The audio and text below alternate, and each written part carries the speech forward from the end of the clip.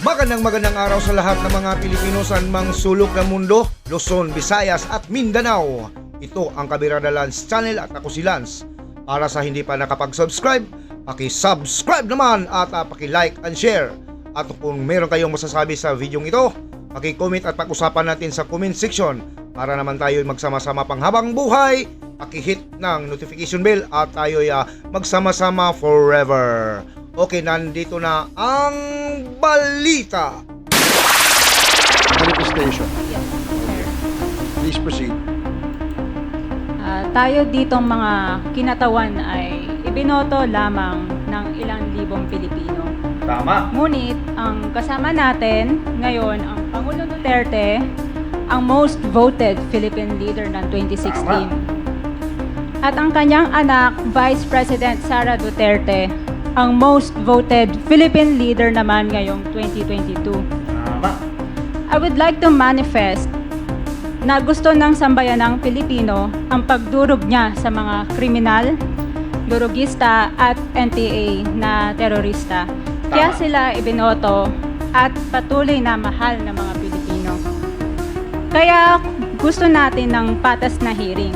Sana sinama natin dito ang libo-libong mga magulang na ang mga anak ay biniktima ng mga durugista. Ang mga ordinaryong Pilipino na naglalakad galing trabaho, tapos sinaksak o pinatay ng adik, lahat ng mga kababaihan, na kahit pati infant na babae ay ginahasa na ng adik. Tama. Libo-libo rin ang kanilang mga magulang at mahal sa buhay na wala dito ngayon.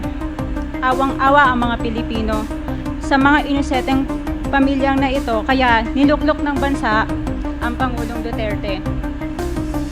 Ang drug war ng Pangulo ay policy lamang. Hindi ito natupad kung hindi ito pinondohan ng Kongreso ng 6 na taon. Majority pa nga dito sa mga kinatawan ay naka-Duterte fist pa nung buong 6 na taon eh. Ang Duterte Youth Party List po ay patuloy na naninindigan sa Pangulong Rodrigo Duterte at pangalawang Pangulo Sara Duterte na naglingkod ng maayos, dumurog sa mga durugista, kriminal at NPA na terorista para proteksyonan ang milyon-milyong Pilipino. Bakit wala nag-iimbestiga dito o nag-iimbita sa atin sa sobrang raming Pilipino na biniktima ng mga durugista? And lastly, sa mga kongresista na kaalyado ng mga NPA, mahaya naman tayo sa topic ng pagpatay dahil kayo mismo, hindi kayo nagsasalita sa pagpatay ng NPA sa mga pulis, sundalo at mamayang Pilipino. Pati rin po sa mga natitirang resource persons na gustong mag-abogada papuntang ICC, si Attorney Maria Cristina Conti, na kandidato ngayon ng Bayan Muna Party List. Kasama po ang inyong katabi na si Nery Colmenares ng Bayan Muna. Sa NPA, nire-recruit ang mga kabataan para pabagsakin ang gobyerno at pumatay ng mga pulis, sundalo at tropa ng gobyerno. Di nyo naman kinokondena ang pagpatay nila.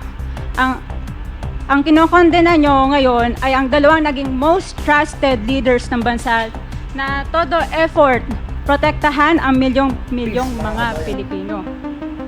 In support sa advocacy sa Pangulong Duterte, ang Duterte Youth Party List ngayon, Kongreso ito, ang kaisa-isang nagpapanukala ng pagbalik ng death penalty para sa mga rapist, kidnappers, durugista at terorista. In behalf of the Duterte Youth Party List, kami ay nagpapasalamat sa todong suporta ng Pangulong Duterte at VP Sara Duterte sa mga tropa ng gobyerno at sa pagdurog nyo sa mga kriminal, durugista at NPA na terorista. Yun lang po. Maraming salamat po, Mr. Chair. At Thank you, magandang gabi po. Congresswoman. Salamat ma'am. Mr. Chair. Bawal po pumalakpak dito. Kung gusto niyo pumalakpak, doon kayo sa labas. Maaari ba? So ayun mga kabayan, nakita natin mga kabayan, nagpalakpakan ng mga tao na naman daw tayo papalakpak din mga kabayan, napakagaling na rin kongresista na rin mga kabayan. Dapat tama lang na mga kabayan na dapat ay isama din yung libu-libo na biktima ng mga dorogista, ng mga adik na nanggahasa mga kabayan, di ba? It's fair nga naman mga kabayan kung pati yun na isasama, hindi lang mga kabayan yung nabiktima ng EJK, di ba? Yung EJK mga kabayan hindi natin alam kung ano ba talaga ni Pangulong Duterte or mga riding in tandem, di ba? Hindi naman natin alam mga kabayan kung yung ba talaga turo ni Pangulong Duterte na pumatay, diba mga kabayan? It's fair nga lang naman na dapat isama din yung mga libo-libo na naapektuhan mga kabayan, yung mga hinoldap, mga ginaasa, mga pinatay, diba mga kabayan? Napakagaling na isang kongresista na to. Buti na lang mga kabayan, may isang congresswoman no, na matapang na nagsalita ng against dito sa mga mga crooks na to mga kabayan, pambihira talaga. So anyway, tuloy pa natin mga kabayan ang ating panonood dito sa House of Crooks na mga kabayan. Mr. Chair, Wala hong bastusan dito, ha? Sige, Congressman Acop, you're recognized. thank you, Mr. Chair. I beg to disagree with my colleague. Kasi bata pa siya. Ako, I have given up my life for this country. Nako. The former president is only 2 years older than I am. That I have been fighting for this country. I was a member of the Philippine Constabulary and became a policeman after Republic Act 6975 was enacted. This statement of my colleague betrays her ignorance. Kung gusto po niya na magpa-imbestiga, mag-file siya ng resolution and maybe refer to the appropriate committee. Ito mga kabayan, paano nga naman mga kabayan magpapasa ng kanilang ng resolution, no mga kabayan? Ang tanong natin mga kabayan, ang tanong natin dito kay Congressman Acop, yan ba pag nagpasa ng resolution about dyan sa mga nabiktima ng mga adik-adik, ng mga masasamang loob mga kabayan, ng mga NPA, yan ba i-allowed ninyo? Yan ba pagbibigyan nyo ng pagkakataon na magkaroon ng committee para madinig yung mga nangyari na biktima mga kabayan? Tingin ko mga kabayan sa nangyayari ngayon sa ating gobyerno, ay tingin ko mga kabayan ay malabo sa sabaw ng pusit, no? Na mangyari yan na pagbigyan nila na magkaroon ng pagdinig, no? Or sariling committee na magdinig about dito sa mga mga naapektuhan mga kabayan o mga durugista. Di ba? Yan yung reality mga kabayan. Kaya tama lang mga kabayan yung ginawa ng isang kongresista na sabihin dito mga kabayan na dapat imbitahin din nila para fair nga naman. Nag-iimbestiga sila dito sa mga nabiktima ng EJK na mga durugista mga kabayan.